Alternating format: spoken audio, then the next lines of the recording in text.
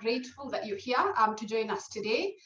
Just a few probably housekeeping things. We will be recording this session. And Jen, just to confirm, are we sharing the recording after this? We'd be delighted to. Okay, so yes, so we will be sharing the recording after this. I have an amazing set of panelists with me. They're here to share their experiences, their career journeys in the off-grid sector. They will have a chance to introduce themselves later, but I think for now, let's first just really set the stage for what we are going to be talking about. My name is Doris Chelagat. I am the country director for Shortlist here in Nairobi. This subject we're discussing today, and specifically the off-grid sector, is very close to my heart, and I'll tell you why. 2-minute story into this. I grew up, my grandmother raised me, and I remember that on Saturdays, half of you are probably not born or even close to being born, we would go to our neighbors to watch what we called Vitimbi. So we didn't have a television. My neighbor had a television, a really small television. We would go there on Saturday to watch the 7 p.m. news and then transfer into Vitimbi, and we'd come back home at around 9 o'clock at night. And then I think every 2 weeks, we would take this solar, what was that battery thing? I don't even know what it's called. And we would take it to the shopping center to get it recharged. The only chance we had to watch, it was called Vitimbi, some soapish Kenyan program, was when every week we would take that. And sometimes when we were coming back home at 9 o'clock, there were dogs, there were just people who were scaring us. It was really, really, really a rough time. Flat screen TV that she didn't have then. We're able to sit there, watch TV, and all because of the efforts around off-grid sector. So this is not just a topic that I am facilitating. This is a topic that I know is very, very close to my heart and the people close to me. We now have people who come to our watch TV because they also don't have this. So not everybody obviously has access. And that's why I'm really excited that we're here talking about this to see how we can actually impact more lives. So thank you so much for joining. When we talk about off-grid sector, and for me, energy, and I don't know about you guys, I didn't like that title, energy, and all this in school. I just found it too different. But right now, it's something that I'm happy to talk about, because if you look at the United Nations report, an estimated 1 billion people, that's 13% of the global population, does not have access to electricity. About another 3 billion have no access to clean fuels or cooking. Yeah. And then more than 80% of these people live in sub-Saharan Africa and some developing Asia, predominantly in rural areas, exactly like my grandmother's story, obviously. And not only do they lack electrification, but also off-grid areas are relying on unhealthy ways of cooking. And if you are like me, who's been brought up in the village, you know, you use charcoal, you use kerosene, cook stoves that run on manure. And this became such a dire thing, and I think you all know this, that one of the SDGs, Goal 7, was around ensuring affordable, reliable, sustainable, and modern energy for all.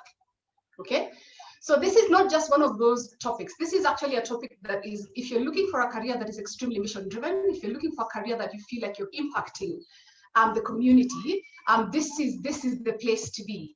And if we consider, for example, if you look at the off-grid solar market alone, global market projections suggest that an overall growth of about 25% per year between 2017 and 2022. What does that mean in numbers? In East Africa, we are looking at moving jobs from about 75,000 jobs in 2018 to 350,000 by 2023. That's a lot of people into the space. We are only about 45 of us here, and yet we need about let's just say another 300 people to join that space. So this is a really, really exciting time to be part of this. If you look at West Africa, for example, expected growth from about 25,000 jobs in 2018 to 150 in the next 3 years. Okay. So today, we are here to discuss, yes, that off-grid space, but also specifically in the digital jobs. What do these jobs, sorry guys, there's a bit of noise, it's gone. So what do these jobs look like in the employment opportunities around the off-grid space? Yeah, and my panelists, I'm excited, are here to talk about that. I'm really, really excited to have Wayne, Anastasia, Maureen, and Kenneth, and obviously Jen, to talk about this. If a big part of your value system as finding a job includes careers that are purpose-driven, then you're in the right place. If you're looking to pick a job that speaks to your soul, okay, one that makes you feel like you're contributing to a bigger cause, helping push humanity every day and not just a paycheck, this is where you need to be today. So thank you so much, everybody, for joining. And without further ado, drum rolls, I would like us to start with my panelists. So I have, I'll just give you a brief recap of everybody, and then we'll start the panel. So we have, wait, before I go there, around questions. So in terms of structure, we will now have a discussion with the panelists. If you have any question as we go along, just put it in the Q&A, and then we will cover that later. Or you can wait until the last about 10 to 15 minutes, and we will cover your questions. I talk very quickly, so if at any point I'm just cruising through the discussion, please just let me know. I am very open to that feedback. Sometimes I forget it myself, but Jen, be my police there. All right. So we have Maureen joining us today. Maureen, thank you so much for joining. Maureen is very passionate about, is a passionate data analyst looking forward to growing skills in deep machine learning. We know more about that in a bit. She's currently working at Raju Shanga House as a data analyst with the aim of making people's lives easier and bringing equity countrywide. Maureen, thank you for joining us, and we really appreciate. Next is Anastasia. Anastasia is a young professional with a background in computer science and is passionate about data and analytics. Anastasia is currently at MCOPA in the Data Academy, and Anastasia, would be nice to hear more about that. Data Academy Fellowship Program, where she practices data analytics with the Data and Strategy Department. That sounds so cool. You can't wait to hear that more about that. And then next is Wayne. Wayne is a renewable energy enthusiast. Please note the words used, renewable energy enthusiast. It's not just any random words. Actively working to impact society by being part of a global drive in achieving the SDG 7. He's currently working at E4I, so Energy for Impact, as an energy access analyst, and will tell us much more about that when we talk to him.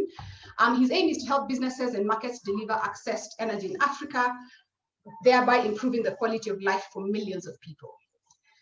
Kenneth is joining in all the way from Nigeria. He has disappeared. He's somewhere. Kenneth, we are great. Hello. He's a skilled data scientist and a machine learning enthusiast, proficient with diverse tools for business intelligence and data analysis. He is currently at Heaven Hill Synergy Limited as a data analyst, and where he uses his skills to facilitate energy access in Nigeria. Kenneth, I can't wait for us to have a bigger conversation, because I know energy, Nigeria, electricity, blackouts, there's a whole story there that I can't wait to hear more about. Last and definitely not the least, we have our very own Jen, who is part of the shortlist team as a program director for Off-Grid Talent Initiative, and she'll tell us so much more about that.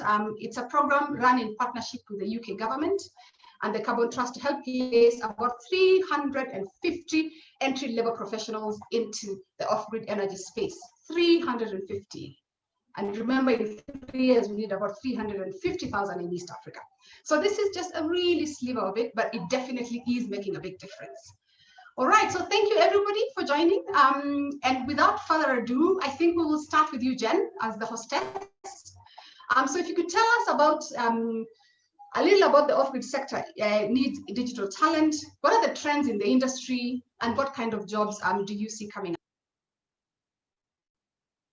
Thanks very much, Doris. So digital tech has been a main driver in disrupting the energy sector over about the last 10 years. I'd say some of the major trends would include, number one, the rise of smart meters and pay-as-you-go models that use technologies enabling companies to remotely turn on and off service and manage real-time business intelligence and optimizing consumer data at scale. These are all key trends, specifically in how the off-grid service delivery model is evolving, that makes the days of a lonely IT officer buried in a company hole under the staircase long gone. Digital tech is now becoming core to lots of companies' business models. To sum it up, the key position types that we see most needed would probably include software engineers and developers, So these are the ones that are designing, troubleshooting, and improving underlying architecture, as well as data scientists and data analysis that help optimize processes and products. So with all the innovations that are happening in pay-as-you-go, remote monitoring capacity, and customer data applications, the need for these kinds of digital skills will continue increasing. I'm really excited that our panelists here today all have experience with these kind of topics and will be able to tell us more from the heart. Thank you so much, Jen, for that. You talked about software engineering, data scientists, data analysts. You talked about applications that get into the inventory and also the rise of business intelligence. And I think that really helps us to segue quickly, very nicely into maybe starting with Anastasia. So Anastasia, if you could tell us a bit about your background, where you're working, and a bit of a day in the life of Anastasia at work. Thank you, Doris. I'm excited to be here. So my name is Anastasia Macharia. I'm based at Mkopa Solar, and I'm in the Data Academy Fellowship Program, where I've gotten to practice data analytics in the Data and Strategy Department for the past 6 months.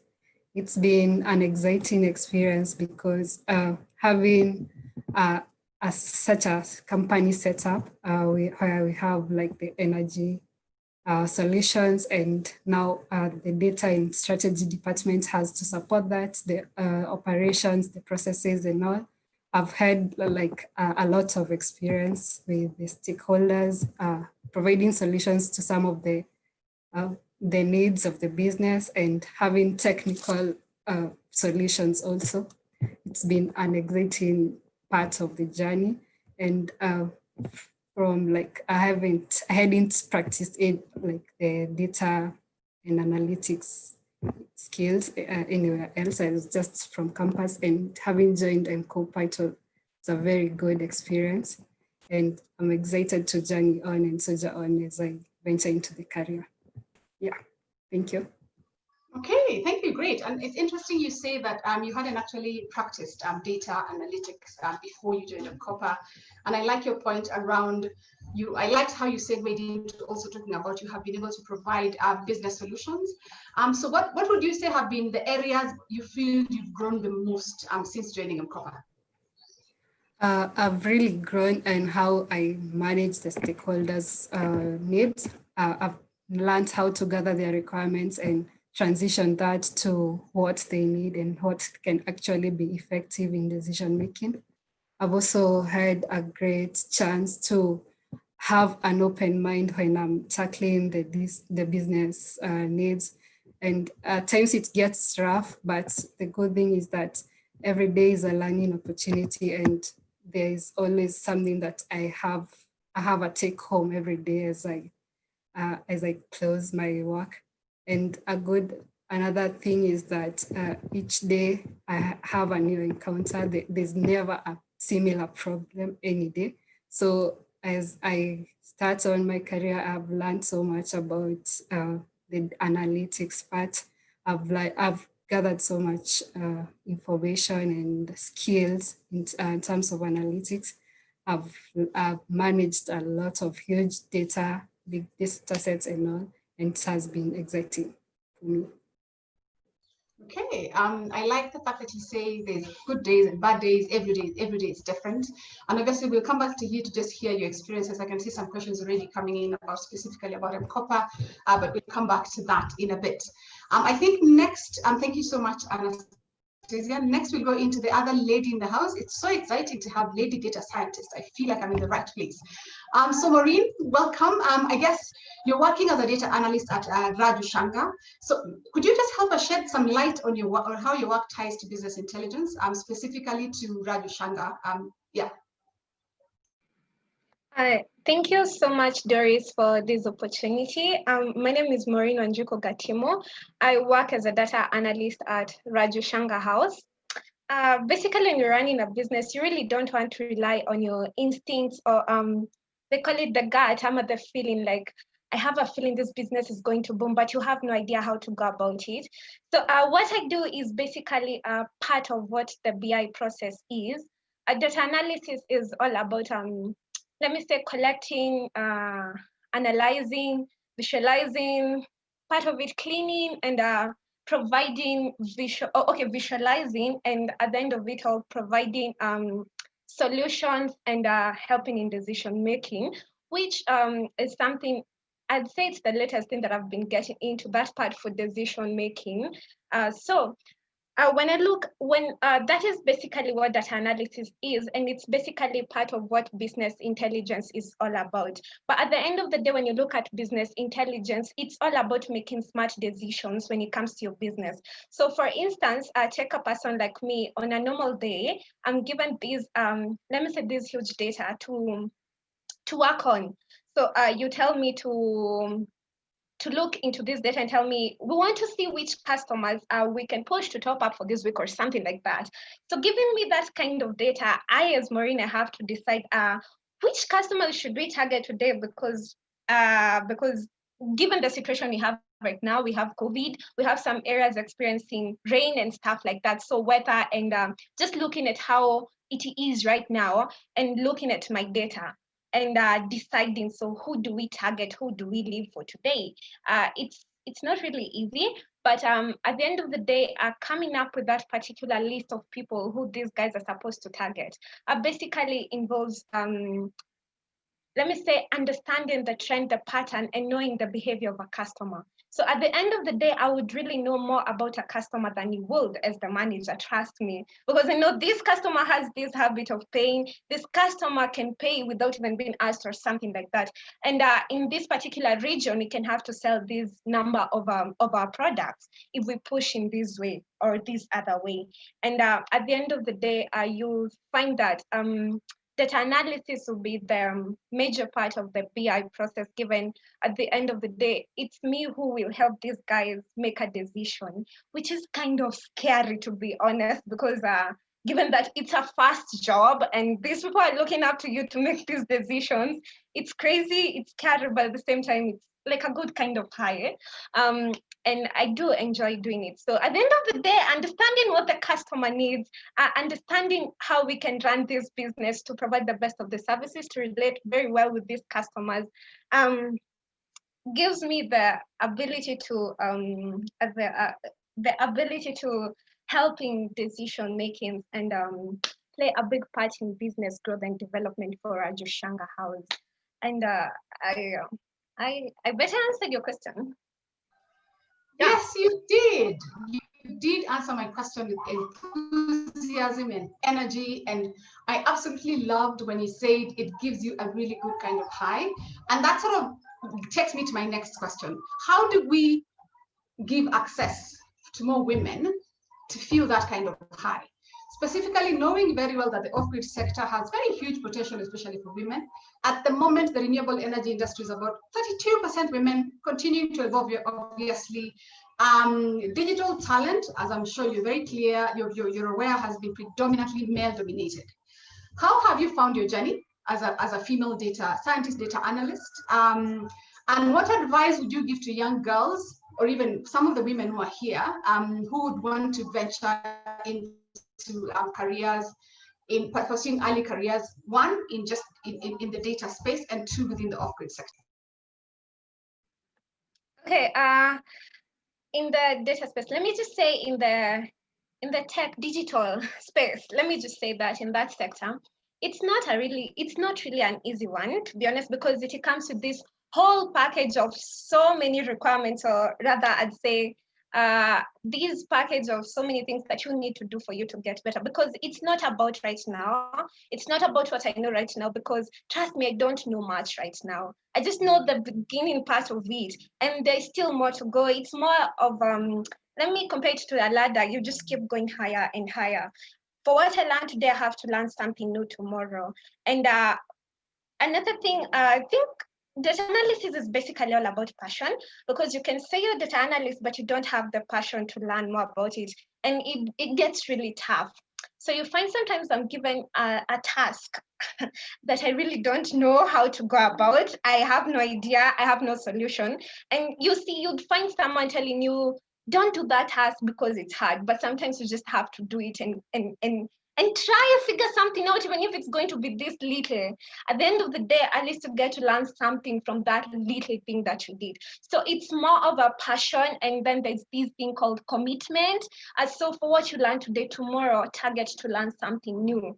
So if you're doing Power BI right now and you learn something in Power BI right now, then tomorrow go ahead and learn something else, and then move on from Power BI, go to Python and learn something about it. It's just little by little process stage. So passion, put your heart into it. And for those ladies who are wishing to join this particular sector and this particular career, well, I tell you, maybe they say, what did they say? Okay, maybe they say that women, not most women can get into this sector because it's sort of hard and stuff like that, but it's not really hard. We have brains like men do. We are smart like they are. And at the end of the day, it's the energy and your dedication that counts. So talk about it like you really mean it, and keep working on it, like pursue it because it's what you want. So you want to be a data scientist? Well, talk about it right now, then tomorrow do something about it, and then pursue it and keep pursuing it. And then at the end of the day, you're just going to be the better version of you. It's not going to be hard, yeah? It's going to be a little bit tough, but well, we are supposed to be tougher. Yeah, thank you. Okay, thank you so much, Maureen. Anastasia, I don't know whether you have anything else to add to that. I can see some really good questions. Davina, I love your question. Give me a few minutes. We'll come back to it. Any questions on females getting into that space, or any thoughts, not questions? Okay, for me, I'd say that let your passion drive you. And like my colleague Maureen has said, you get there knowing that you really don't know much, but you have this open mind that you have to pursue it and you like it, and hence you go for it.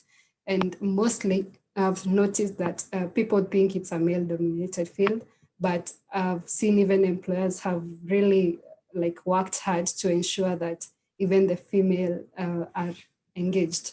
Like in my case, you find that in my department, you're almost 50-50 female and male. And you see that even at times the top ranks are acquired by the female.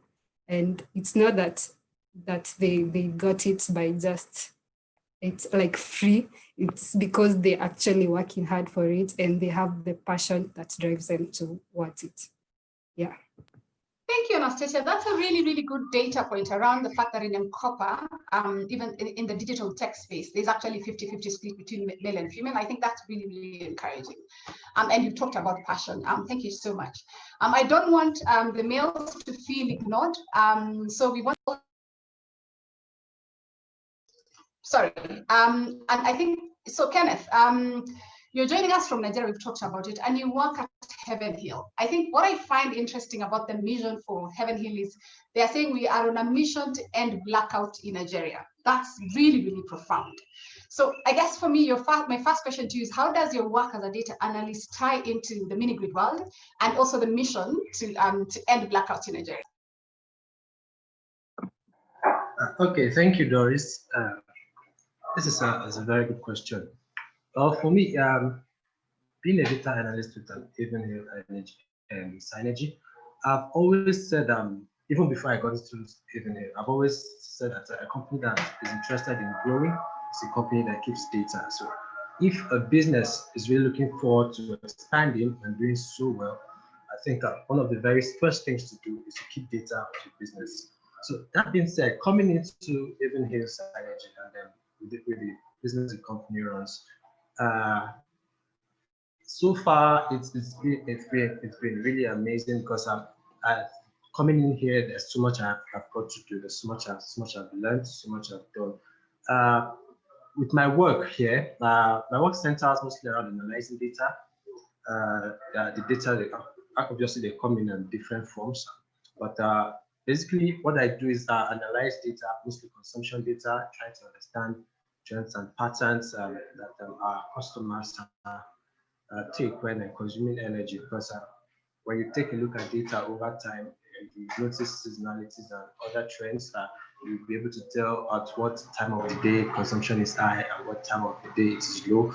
So basically, I try to find these trends and patterns in customers' consumption.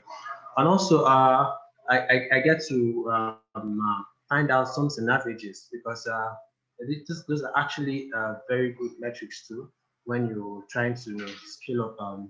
When you're trying to look at the consumption in a particular communities, when you know how much, when you know the highest consumption, the peak consumption, you're able to tell that, okay, at a certain place, this is the energy range that they consume. When you know the average, you know what happens by the hour and by the day. And also, I got to work with the financial departments, the accounts departments. I get to see, it's an amazing thing when you're looking at the data, you're analyzing, and then you're getting the same results as the bookkeepers in the company also. It's a great feeling actually, having been able to synchronize what is going on out there to what is coming in here. It's an amazing thing. We also get to look at for a company like Kevin here that has different sites to which we conduct our businesses. You get to compare which site is which is more, which location is more productive, which has the highest revenue over time, and all of that. And also, one of the most interesting things I've been able to do since coming here is being able to investigate. It's interesting that most people don't know data analysts investigate also. I also got to investigate connections, interconnections in our different locations. So that way you can be able to tell what connections have not been on the mini grid for a long time, when they were out, why they were out, what is the reason did their meter get bad, or one or two other things. I get to investigate all of these things and then table a report. It's been amazing. It's a fun thing to do, and being able to do these things with many different tools also, it's something else. I can choose to work with Python, I can choose to work with R, I can choose to work with Power BI, I can choose to work with SQL. Just like whichever suits me at any time. It's a fun thing to do from here. It's a fun thing. Now with the mission to tackle blackouts in the country. The best I can say without divulging too much information is we are right on track. Thank you. Yes, right on track. Thank you so much, Kenneth. And you speak with so much excitement. You talk about the fact that you can switch from Power BI, and forgive me, I come from the other side where there's no analytics. So Power BI to where did you say, was it analytics? I don't remember. Python. And I can just see. There's Python, there's R, there's SQL. Yes, I know Python. Tried to code once and then it died. Anyway, so the passion that you speak about it is really interesting. I guess my question to you is, did you think you would have a career in the off-grid space at all, and how did you consider it? What was going through your mind as you considered this as a career? The truth of the matter is this: growing up, I always wanted to be a petroleum engineer or a geophysicist at the least. A geophysicist at the least. That's what I always wanted to be growing up. So sometime 2 years ago, something prompted me into doing a research into the potentials of renewable energy across Nigeria and some parts of Africa. And I got to see some amazing innovations coming up. I saw mini grids in Japan. They basically set up mini grids on water, and it was like, this is amazing. And I got to look at some of the statistics of the sector, and I saw that there's so much potential from here. There's a lot to do, and then the sector is still relatively young. It's still relatively young. There's still a long way to go, and we've come a long way already. So it was just until 2 years ago when I did that research, and then I saw that there could really be so much into this. So I thought that, okay, if I don't get into this as an investor or a business owner, I'd like to impact somebody's business. So my own little contribution, we can eradicate blackouts in Nigeria. Thank you. From your lips to God's ears, you shall be an investor one day. But you're an investor of talent now, so that's fine. So thank you so much, Kenneth. I think we go to Dwayne. We will one day find out the story about those two names, but for now, so you're an engineer by training, I assume, but also quite involved in data analysis in your job as an energy analyst at E4I. So Wayne, can you tell us a bit about what you do and how data analytics comes into play? Thank you, Doris, and to all our panelists who talked before me. And Doris, just when you asked the question, it took me a while back. My first 1 month working at Energy for Impact, it was a totally different thing. What I'd expected, just being all technical. I wasn't expecting to deal with things about analytics. And I remember the first week, the moment, not even the first week, the first day at Energy for Impact, my supervisor came and told me, "Hey, Wayne, we don't have anyone who knows the technical background regarding solar, and there's this project that we really need you to help us so we can understand the aspects of it."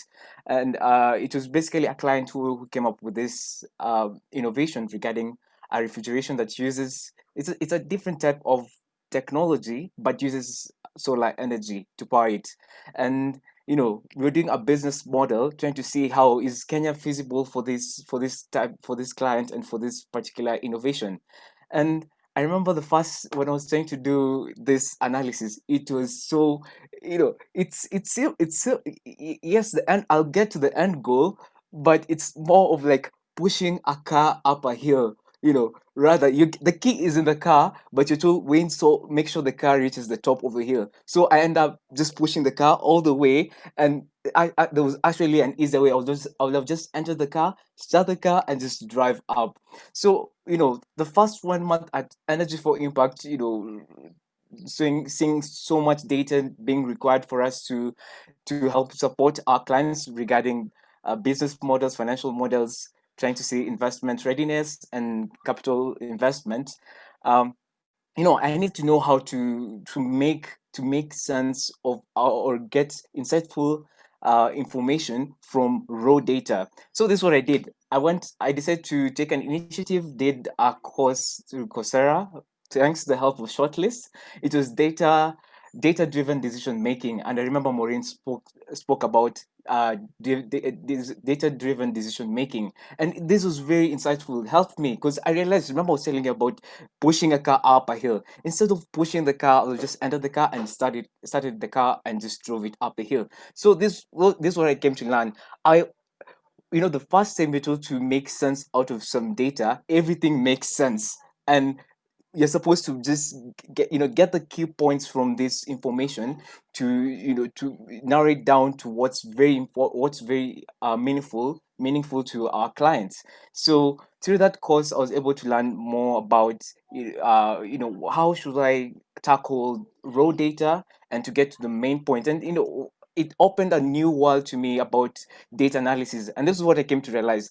Analysis is like, you see, back many years back ago, when you didn't have good technology, we struggle getting maybe information or doing different stuff. But when technologies are improving, it makes life easier for us. So with data analysis, it makes it also easier for us. It's more of making insightful information from already existing information in order to you know to get to an effective and an efficient outcome. So that's what I learned from it, and it's very, very important for us. Analytics is very, very important for us to get to an effective and efficient outcome.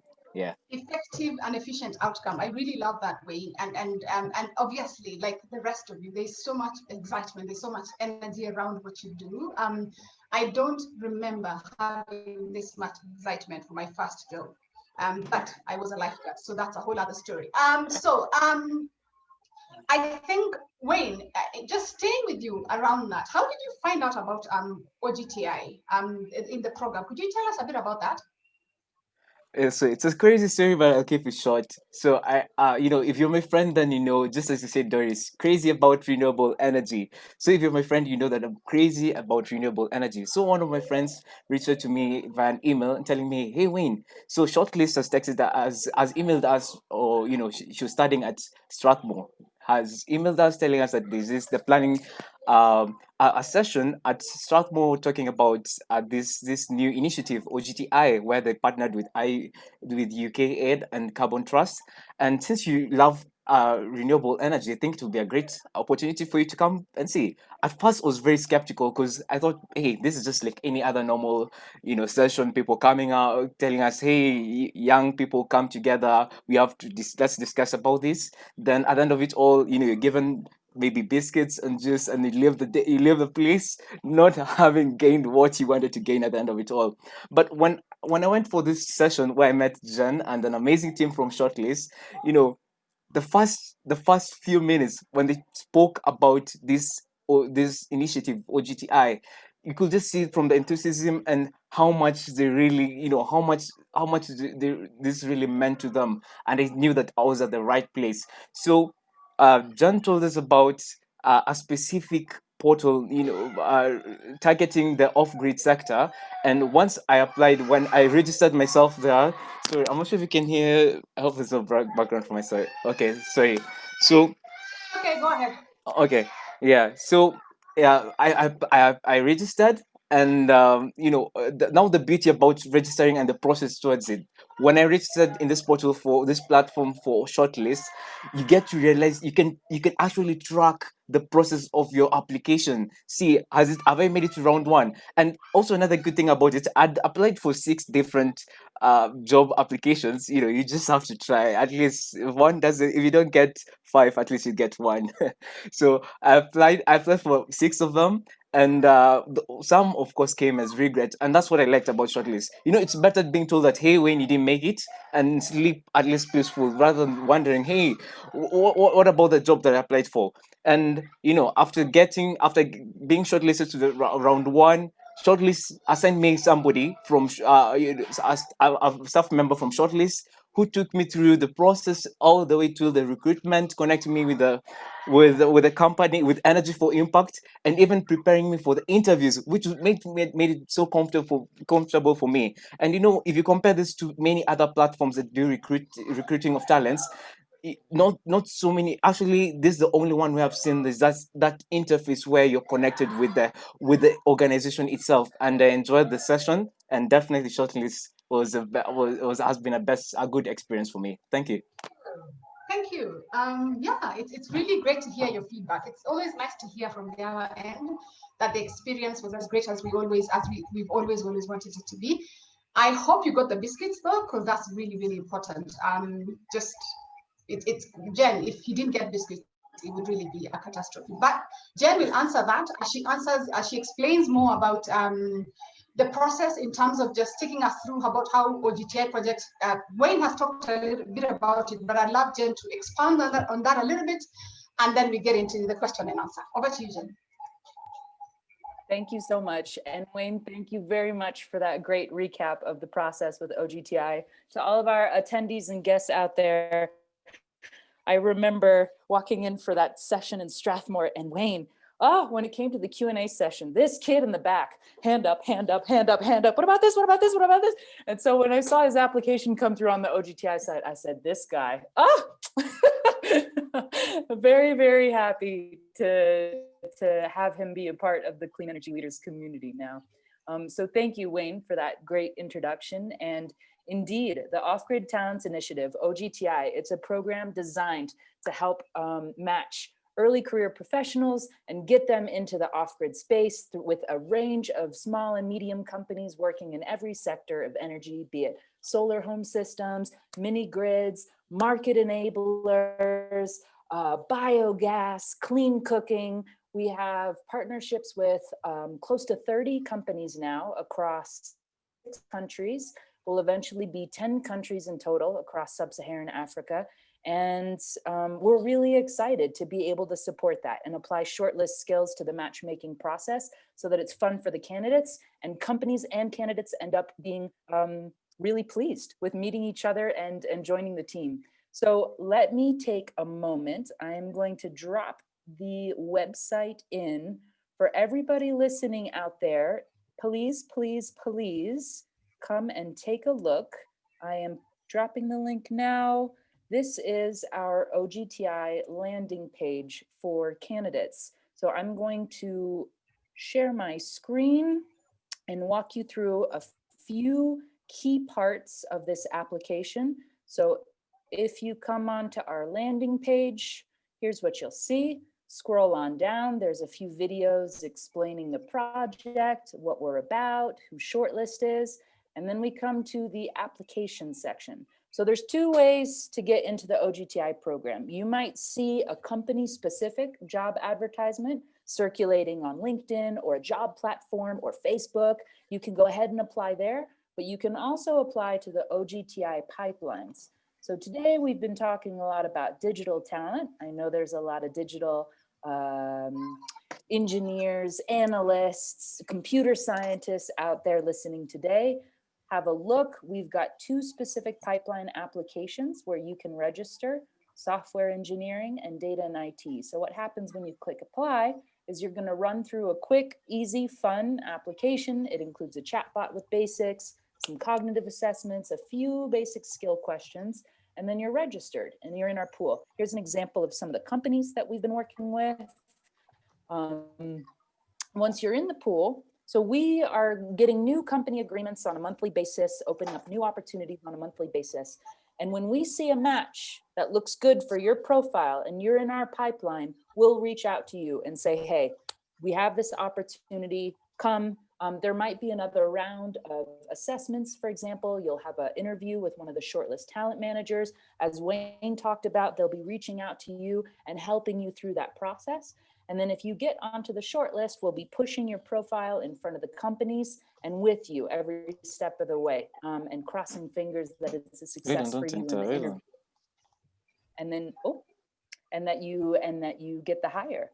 And once you're hired, what's great about the OGTI project is our relationship with Shortlist doesn't stop there. You join the Clean Energy Leaders community. So some of whom you've met here today on our panel, an amazing group of people that are working in companies all over the continent in a lot of different jobs. If you saw, it's not just digital talent that we're recruiting, but today's focus was that. So you'll join the Clean Energy Leaders community. We follow up with you over the length of your contract. There's peer networking resources, there's online training opportunities, all kinds of cool stuff. And again, that's thanks to the partnership that we have with UK8 and the Carbon Trust, that we're able to carry that relationship through. So please, please, please, I will stop sharing my screen. Have a look at that landing page.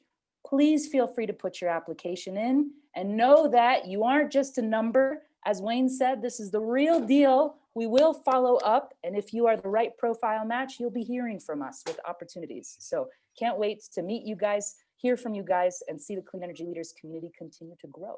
One last note for those who are a bit more senior. So OGTI is designed specifically for early career professionals. We're looking at people that have just graduated, maybe have a max 1 to 2 years of experience under their belt, including some professional experience, internships that you guys did in your studies. It is designed for you, junior talent, first or early careers, helping you bridge that gap and step into that space. For those of you that are perhaps more senior in your digital careers, Shortlist has some other options that I'd love for you to take a look at. I'm going to quickly drop the link. This is called The Huddle. The Huddle is our platform that helps match digital talent with companies around the world. So not just off-grid sector, all kinds of industries. So if you're interested, please have a look at that link, come and register. Registration is always free for candidates. We'd love to get to know you. Thanks so much. Thank you, Jen. I think that was pretty comprehensive. Guys, if you have any specific questions around that, do let me know. I think in the interest of time, let's get into the Q&A a bit. There's some really, really great questions here. And I'd like to start with a question from Cindy to Anastasia, which asks, I would like to know how you got the opportunity at M-KOPA. I think we've talked about it a bit, but I think this is someone really specifically interested at M-KOPA as an employer. Okay, for me, and like Wayne, I saw the advert at LinkedIn. I just searched M-KOPA Solar and I was interested in the company. Luckily, I found 2 job opportunities. One was the Data Academy one and another one was on BI analyst. So when I checked the job descriptions, I saw like the Data Academy one was more interesting because first of all, I didn't have any experience. And I was just from campus and just looking for something to practice more on data and analytics. So when I got there, I went through the process of application. Went to that shortlist website and applied. Actually, it was one of the most interesting sites to apply for a job. It has very interesting interface. And when I applied, on each stage I could get feedback, whether from MCOPA or from shortlist, telling me I have gone to the next step. Then luckily I was among the people who had been shortlisted, and I went for an interview at MCOPA. We first got some online interview where we had like to tackle some questions. Then again, we were shortlisted, went for the physical interview, which was so hard. I actually didn't think I could get the opportunity, but luckily they said one of the things that they were looking for is the open mind to learn, and someone who is seems like they are passionate. And luckily I was among the top 2 that were picked, and that was how I got the job. Oh, great. It's great. It's really great to hear that.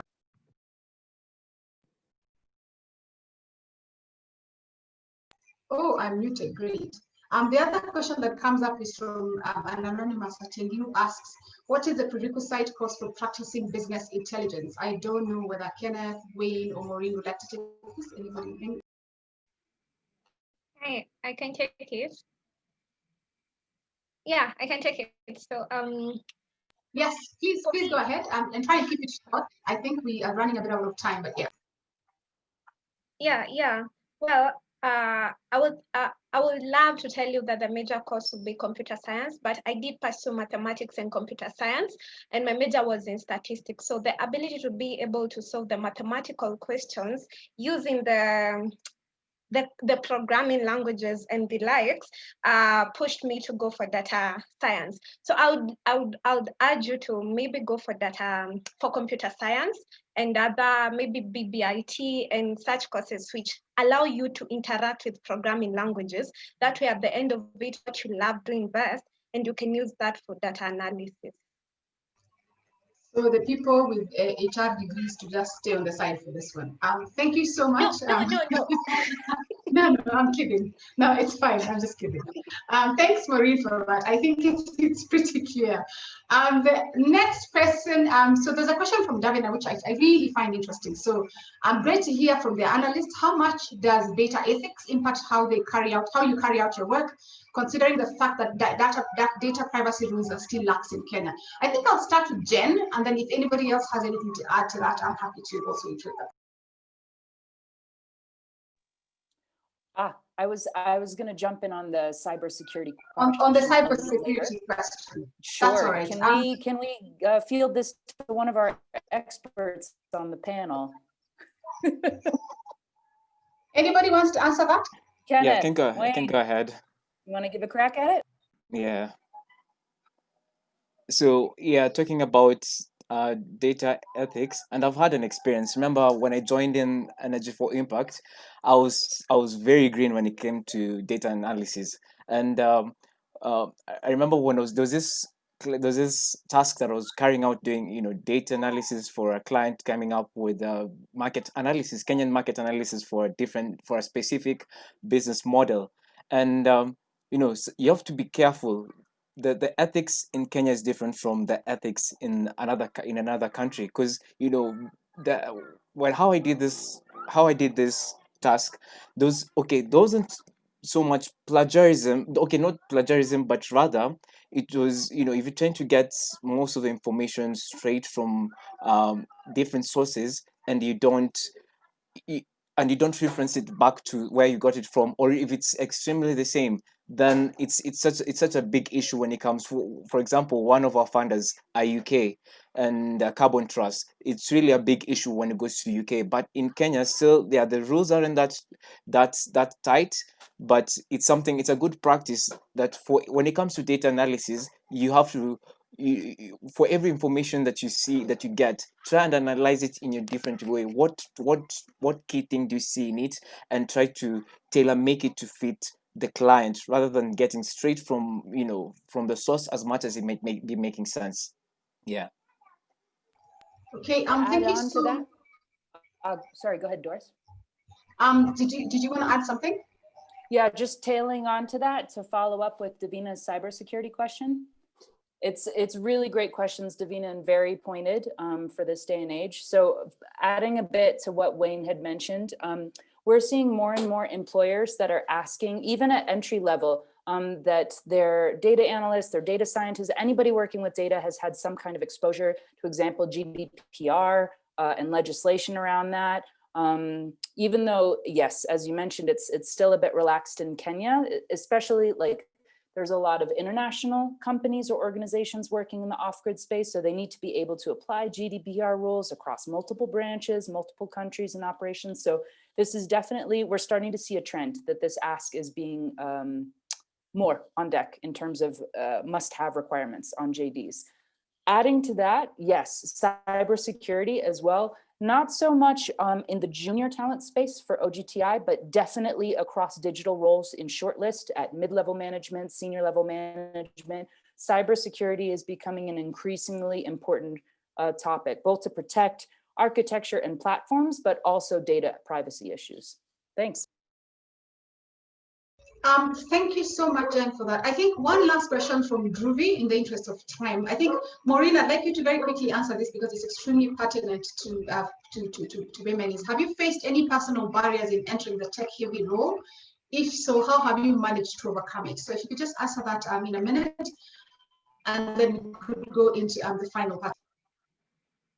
Yeah, and I would say my major personal barrier is okay, the fact that you have to be available 24/7 most of the time, not really 24/7, but you have to be there to give answers when asked, which is sort of tricky. And at the same time, you feel the need to procrastinate, which is also an issue. But on the other hand, it's just a matter of pushing yourself to give something at the end of the day.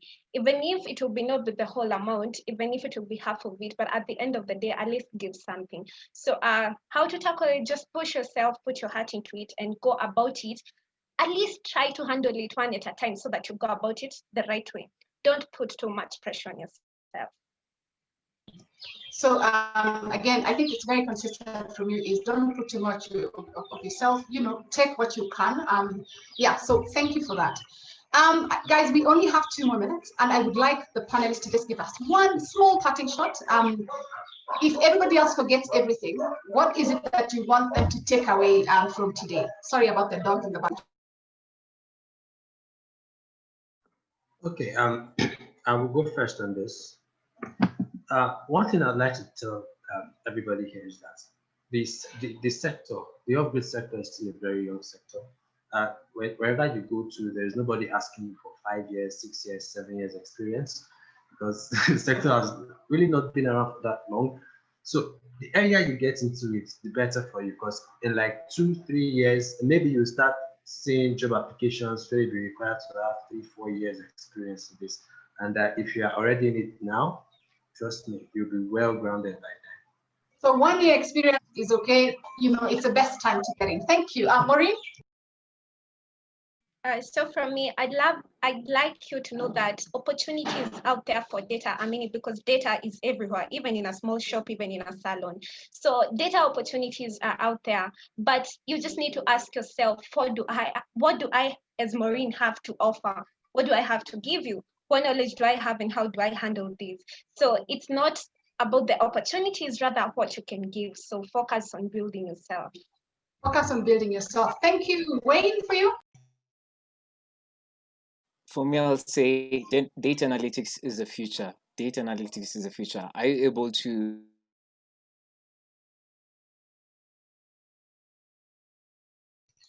Did we lose Wayne? We lost him in the last hurrah.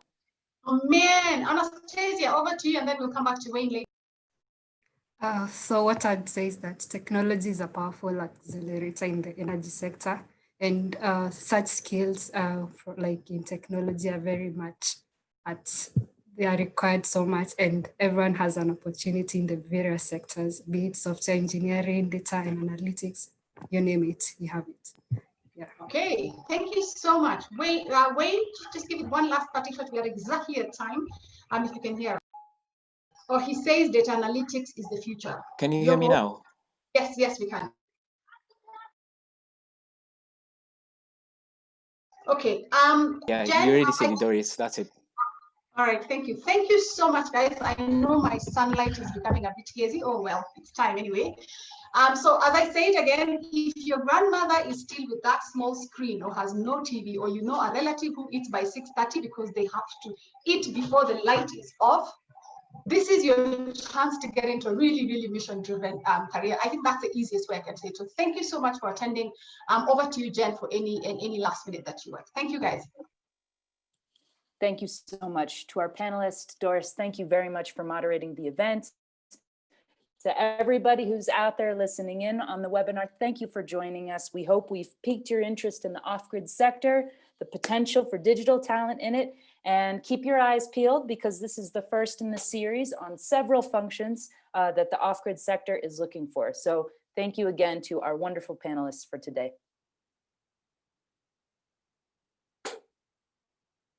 Bye, everybody.